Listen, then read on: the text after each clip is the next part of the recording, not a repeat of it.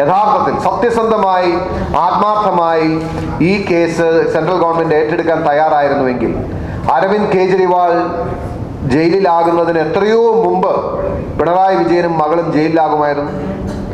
പിണറായി വിജയനും മകളും ജയിലിലാകാതെ സംരക്ഷിച്ചതും പിണറായി വിജയന്റെ രാഷ്ട്രീയ ആയുസ് നീട്ടിക്കൊടുക്കുന്നതും നരേന്ദ്രമോദി എന്നൊരൊറ്റ നേതാവാണ്.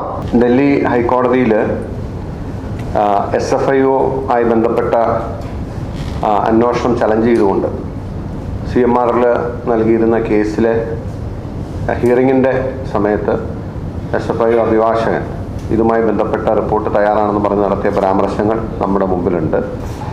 അതിൻ്റെ പശ്ചാത്തലത്തിലാണ് ഇന്ന് നിങ്ങളെന്ന് കാണാമെന്ന് വിചാരിച്ചത്. ആദ്യമായി ആമുഖമായി എനിക്ക് പറയാനുള്ളത്, മാസപ്പടി കേസുമായി ബന്ധപ്പെട്ട് കേരളം ചർച്ച ചെയ്തത് ഞങ്ങൾ ഉന്നയിച്ചതുമായ കാര്യങ്ങളെ അടിവരയിടുന്ന 100% ഞങ്ങൾ പറഞ്ഞ കേവലം ആരോപണങ്ങളോ ആക്ഷേപങ്ങളോ അധിക്ഷേപങ്ങളോ അല്ല, അതിൻ്റെ ഫാക്ച്വൽ ബേസ് അത് ആധികാരികമായ തെളിവുകളാണ് എന്ന് കോടതി മുമ്പാകെ വരുന്നതിൽ അതിയായ സന്തോഷമുണ്ട്.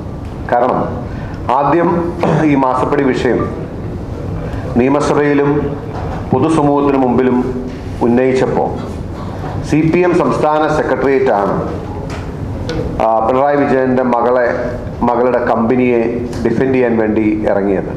ഇത് 2 കമ്പനികൾ തമ്മിലുള്ള സുതാര്യമായ ഇടപാടാണ് എന്നും ഇതിൽ അനധികൃതമായി ഒന്നുമില്ല എന്നും ഇത് അനാവശ്യമായ വേട്ടയാടലാണ് എന്നും പറഞ്ഞ് വീണാ വിജയൻ്റെ കമ്പനിക്കും പിണറായിയുടെ കുടുംബത്തിനും പരിചയ തീർക്കാൻ ശ്രമിച്ചത് CPM സംസ്ഥാന സെക്രട്ടേറിയറ്റായിരുന്നു.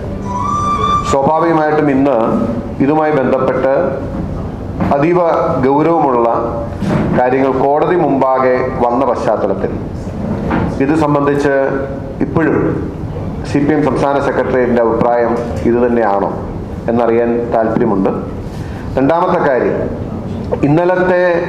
ഇന്നലത്തെ SFIOയുടെ അഭിഭാഷകന്റെ സബ്മിഷനിലെ ഏറ്റവും ക്രൂഷ്യലായിട്ടുള്ള പ്രധാനപ്പെട്ട കാര്യം എന്ന് പറയുന്നത്, ഒരു സേവനവും നൽകാതെ എക്സാലോജിക് എന്ന് പറയുന്ന കടലാസ് കമ്പനിക്ക് CMRൽ പണം നൽകിയത് ഒരു രാഷ്ട്രീയ നേതാവിനെ സ്വാധീനിക്കാനാണ് എന്ന് പറയുകയുണ്ടായി.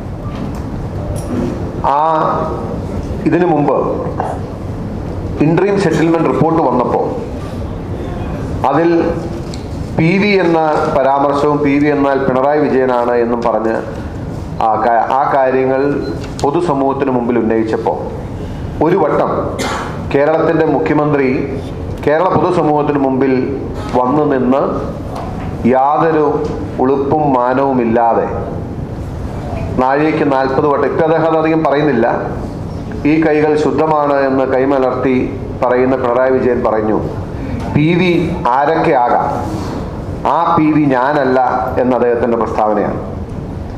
ഞാൻ അതിന് മറുപടിയായി പത്രസമ്മേളനം നടത്തി പറഞ്ഞിരുന്നു, ഇൻട്രീം സെറ്റിൽമെന്റ് ബോർഡിൽ പരാമർശിച്ചിരിക്കുന്ന PV പിണറായി വിജയനല്ല എന്ന് തെളിയിച്ചാൽ ഞാൻ എൻ്റെ പൊതുപ്രവർത്തനം അവസാനിപ്പിക്കുമെന്ന് പറഞ്ഞു. പക്ഷെ അതിന് മറുപടി പറയാനോ പിന്നീട് അതിനെ റെസ്പോണ്ട് ചെയ്യാനോ പിണറായി വിജയനോ CPMO തയ്യാറായിട്ടില്ല. അവരത് അവിടെ വിട്ടു. ഇപ്പോൾ ഡൽഹി ഹൈക്കോടതിയിൽ SFIOയുടെ അഭിഭാഷകൻ എക്സാലോജിക്കിന് ഒരു സേവനവും നൽകാതെ വീണാ വിജയൻ എന്ന് പറയുന്ന വ്യക്തിയുടെ കമ്പനിക്ക് കോടാനുകോടി രൂപ നൽകിയത് ഒരു രാഷ്ട്രീയ നേതാവിനെ സ്വാധീനിക്കാൻ വേണ്ടിയാണ് എന്ന് പറയുമ്പോൾ അതാരാണ് എന്ന് പറയാനുള്ള ബാധ്യത, കാരണം കേരളത്തിലാണ് പേയ്മെന്റ് നടന്നത്, കേരളത്തെ സംബന്ധിച്ചുള്ള കാര്യമാണ്, അത് പറയാനുള്ള ബാധ്യത പിണറായി വിജയനോ അല്ലെങ്കിൽ CPMനോ ഉണ്ട്. വീണാ വിജയൻ പറയുമെന്ന് ഞാൻ പ്രതീക്ഷിക്കുന്നില്ല, കാരണം അവർ ഇത്രയും കാര്യങ്ങളുണ്ടായിട്ടും ഇതുവരെ അവർ വാ തുറന്നിട്ടില്ല.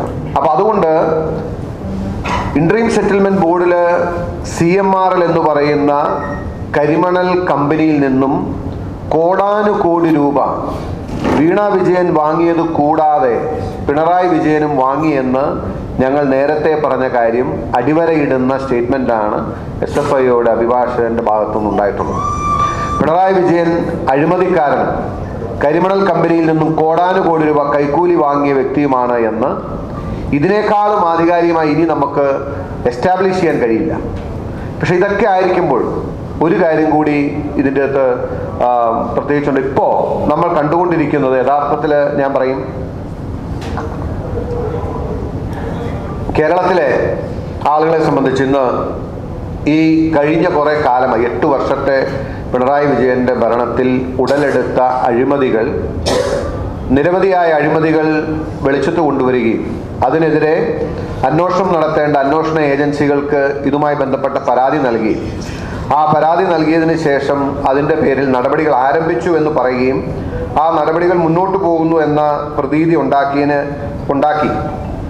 അത് കഴിഞ്ഞിട്ട് സ്വാഭാവികമായിട്ടും ഇതുവരെ കാര്യങ്ങളൊന്നും നമ്മൾ ആഗ്രഹിക്കുന്ന പോലെ അല്ലെങ്കിൽ നമ്മൾ പ്രതീക്ഷിച്ച പോലെ എവിടെയും എത്തിയിട്ടില്ല എന്നതാണ് യാഥാർത്ഥ്യം. അതുകൊണ്ട് ഇപ്പോൾ കേരളത്തിൽ പിണറായി വിജയനെതിരായിട്ടുള്ള അന്വേഷണത്തിൻ്റെ കാര്യങ്ങളുടെ കാര്യം എനിക്ക് തോന്നുന്നത്, കേരളം ഈ ടോം ആൻഡ് ജെറി കാർട്ടൂൺ കാണുന്ന അവസ്ഥയിലാണുള്ളത്.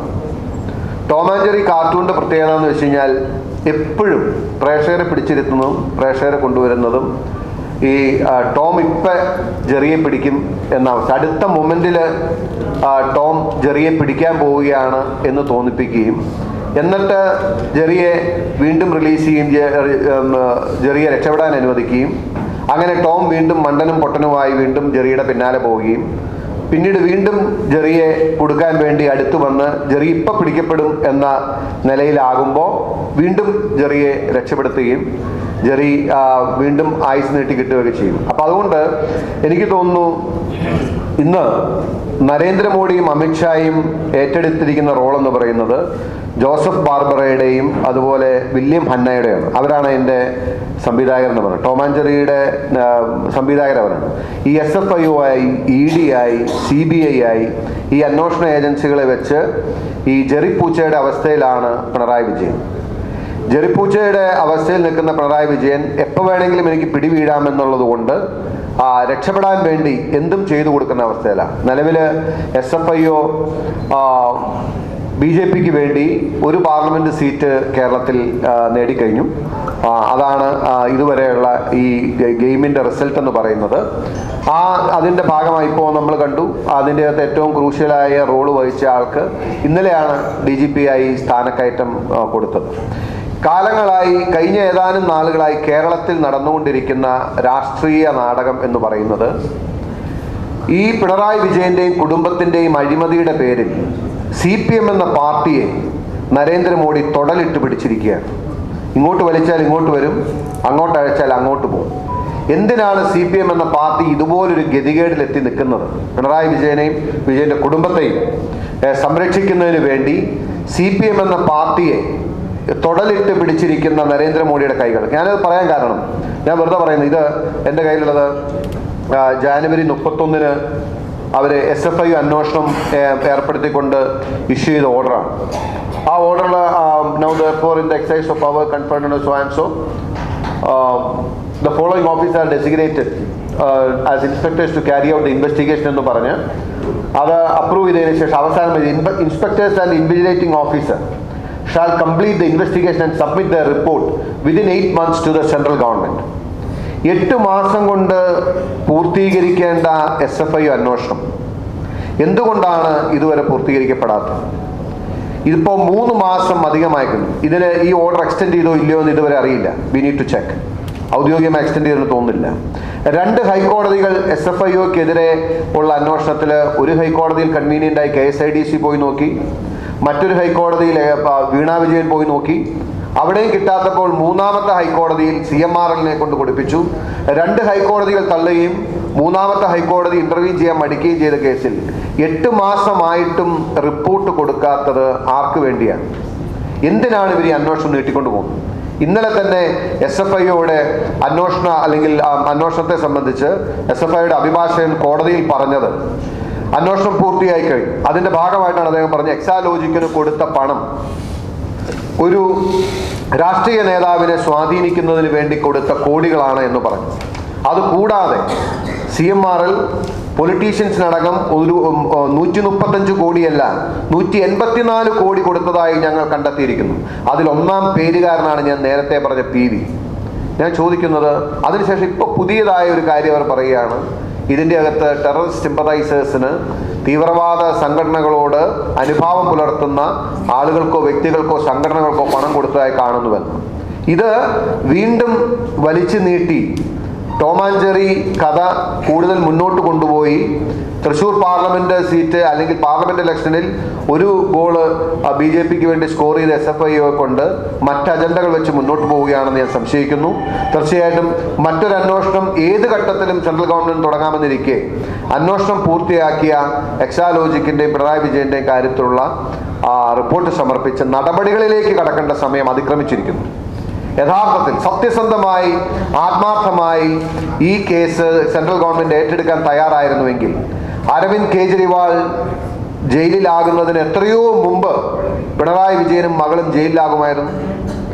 പിണറായി വിജയനും മകളും ജയിലിലാകാതെ സംരക്ഷിച്ചതും പിണറായി വിജയന്റെ രാഷ്ട്രീയ ആയുസ് നീട്ടിക്കൊടുക്കുന്നതും നരേന്ദ്രമോദി എന്നൊരൊറ്റ നേതാവാണ്.